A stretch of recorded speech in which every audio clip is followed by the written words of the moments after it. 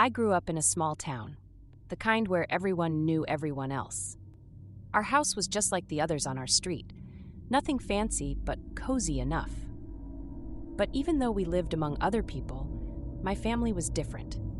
We didn't really talk to our neighbors much, and I wasn't really allowed to play with other kids from town.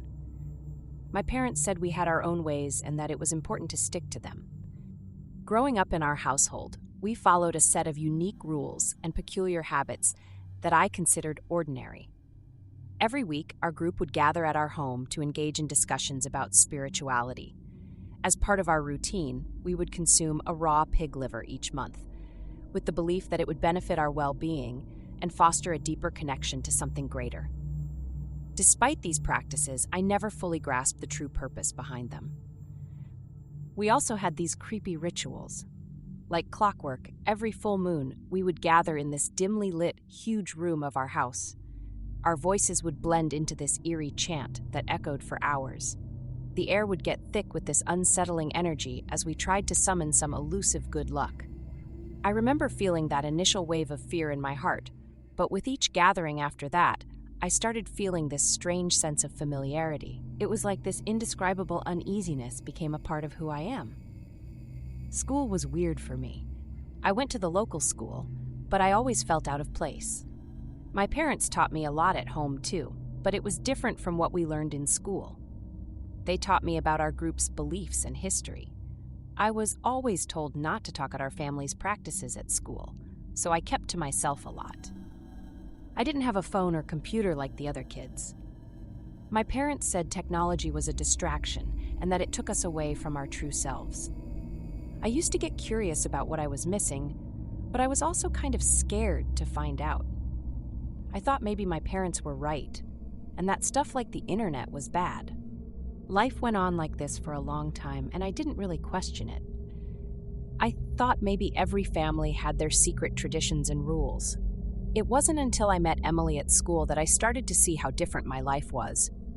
Emily became my constant companion, a ray of normality in my world of peculiar traditions. She was the girl who sat next to me since our first year of junior high. Our desks were islands in a sea of chatter and juvenile mayhem. We found solace in our shared silence, developing a deep bond that was unusual for our age. Emily, with her untamed curls and infectious laugh, introduced me to a world away from the strange quietude of my home. Despite the stark contrast in our backgrounds, she had an insatiable curiosity about my life, but I was always careful to keep my family's practices hidden from her. While I yearned to share my truth with Emily, the fear of being misunderstood kept me silent. Over time, Emily became more than just a school friend. She was my window to normality, a shield against the inscrutable customs of my family, and my closest confidant, even though she didn't fully know it. One day, Emily noticed how I was always peeking over her shoulder when she was on one of her smartphones. She asked me if I wanted to try it out. I was nervous because I knew my parents wouldn't like it, but I was too curious to say no. She started showing me how to use it during lunch breaks, and it was like a window to another universe. Emily lent me the phone to keep for a while. I hid it under my mattress at home, terrified, but excited. Every night, when everyone else was asleep, I'd sneak it out and explore the internet. It was amazing and overwhelming. There were so many things I didn't know about, so many people living lives completely different from mine. That's when I started seeing my family's ways in a new light.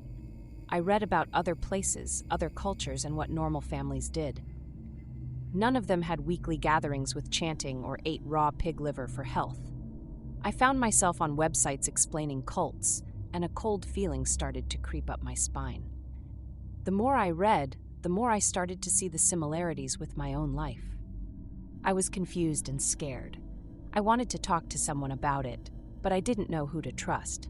I couldn't talk to my family, and I was scared of what would happen if they found out about the smartphone. I started to feel really alone, like I was living in a world that wasn't real. I kept reading and learning, trying to understand what was happening to me and what my family was really part of. All this time, Emily was the only person I could talk to about what I was discovering. She listened and tried to understand, but it was hard for her to really get it. She lived such a different life. But she was my friend, and she helped me see that there was more to the world than what I knew in my small town and my strange home. As my 15th birthday drew nearer, a sense of unease grew within me. In our community, turning 15 wasn't just about getting older. It marked the time for the baptism, a ceremony enveloped in mystery and spoken of with a reverent hush. My younger self had imagined it as a rite of passage, simple and spiritual. But now, armed with forbidden knowledge from the internet, my anticipation was tinged with dread. In the weeks leading up to the ceremony, I couldn't help but overhear snippets of conversation among the adults. They spoke in low, serious tones about purification and renewal, phrases that once sounded benign but now seemed foreboding. My mind, fueled by the dark stories I'd read online, conjured up unsettling images of what this ritual could entail.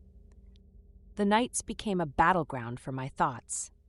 Clutching Emily's smartphone, I scoured the internet for any scrap of information that could shed light on what was awaiting me.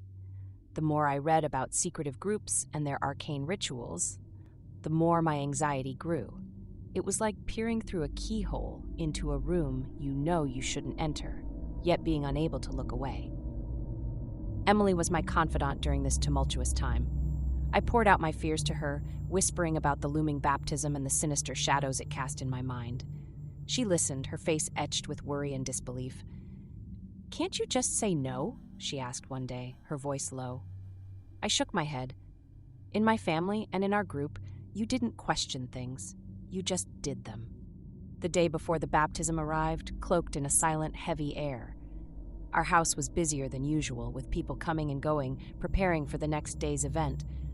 I moved among them like a ghost, my heart heavy with apprehension. The rituals that once felt like a part of me now seemed alien, their meaning obscured by the truths I had uncovered. That night, I lay in my bed, the smartphone hidden under my pillow, its presence both a comfort and a reminder of the world beyond my reach. My mind raced with possibilities, with fears, and with the faint glimmer of hope that maybe, just maybe, I was wrong about it all. But deep down, I knew.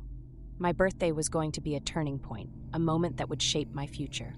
As I dozed off, thoughts of my family and community floated through my mind like a beautiful tapestry of belonging and possibility. I found myself at a crossroads, unsure of which path to choose. The night whispered secrets, and I listened, eagerly awaiting the dawn that would bring my baptism and reveal a truth I wasn't quite prepared for. The day of the baptism loomed over me like a dark cloud. I woke up with a knot in my stomach, the anxiety almost too much to bear. The house was unusually quiet as we prepared to leave. My parents dressed solemnly, their faces etched with a gravity that mirrored the turmoil inside me.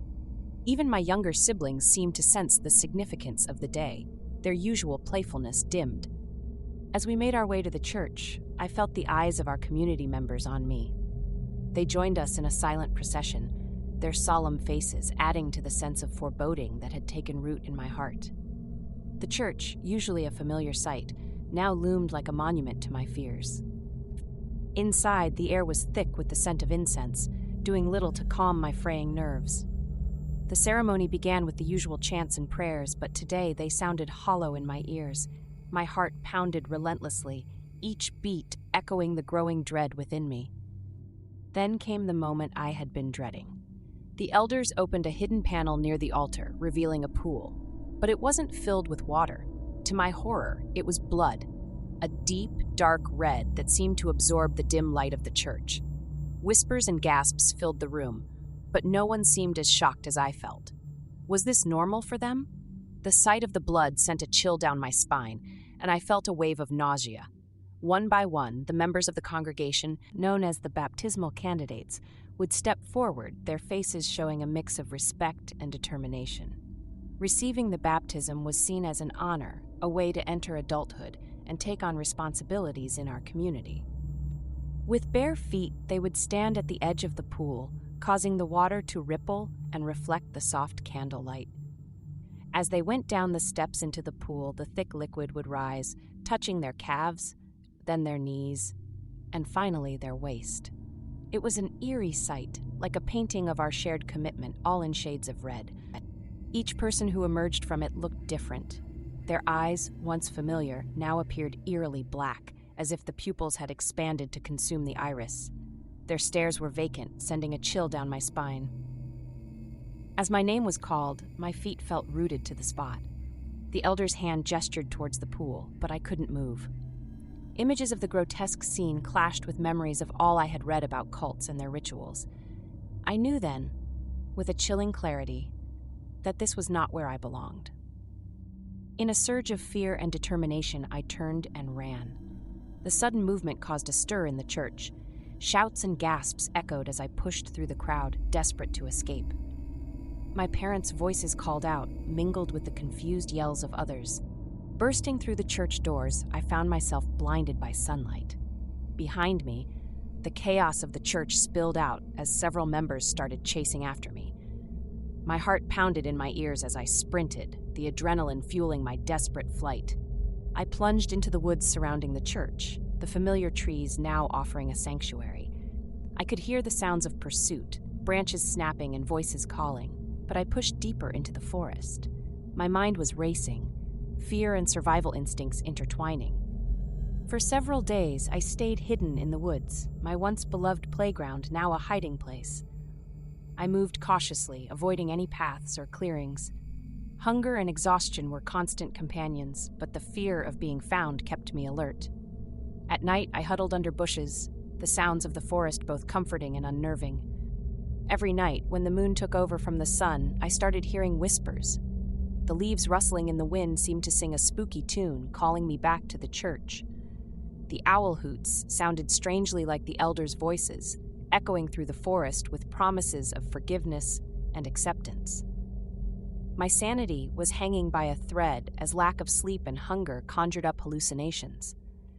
I saw the elder's hand motioning me back, his empty gaze piercing through the darkness. My parents' faces appeared on the tree bark, a mix of pain and longing on their expressions. But I knew it was a trap, a sneaky trick to drag me back into the nightmarish reality lurking behind the church's solemn appearance. I tightened my fists, preparing myself against the hallucinations. I wasn't going back. Not now, not ever. Amidst the chaos of my thoughts, a flicker of hope emerged. Emily. She had once, during one of our many conversations, mentioned her address. It was a casual remark, dropped in a story about her neighborhood. At that moment, it had seemed insignificant, but now it was a lifeline. Leaving the woods was risky, but staying there was unsustainable. With a deep breath, I stepped back onto the streets, blending in with the early morning joggers and dog walkers. I must have looked out of place with my disheveled appearance and cautious glances, but I kept my head down and moved with purpose. Finding Emily's house wasn't easy. My memory of her directions was vague, and every street seemed to look the same. Doubt and fear gnawed at me with every step. What if I got the address wrong? What if her family turned me away? But the thought of facing what I had left behind propelled me forward. Finally, after what felt like hours, I recognized the blue mailbox Emily had described in her story. My heart pounded as I approached the familiar-looking house. It was a typical suburban home, with a neatly trimmed lawn and a bike on the porch. So ordinary, yet it represented a world so far removed from my own. I hesitated at the front door, my hand trembling as I raised it to knock. What would I say? How could I explain? The door opened, and there stood Emily, her expression shifting from surprise to concern in an instant. "Emily, I need help," was all I managed to say before my resolve crumbled and tears began to flow. Without a word, Emily pulled me inside, her actions speaking the volumes of our friendship. In the safety of Emily's room, I finally broke down. The fear, relief, and exhaustion of the past days came crashing down on me. Emily listened as I poured out my story, her face a mixture of shock and sympathy. She didn't understand everything, but she understood enough. "I don't know what to do," I admitted, feeling lost and overwhelmed. "We'll figure it out," Emily said with a determination that gave me a glimmer of hope. "You're safe here. We'll work this out together." Now I'm at Emily's house, hiding out in her room. It's weird being in a normal house after everything that's happened. Her family knows something's up, but they don't know the whole story.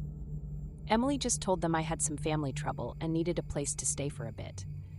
They've been really nice about it, but I can tell they're curious.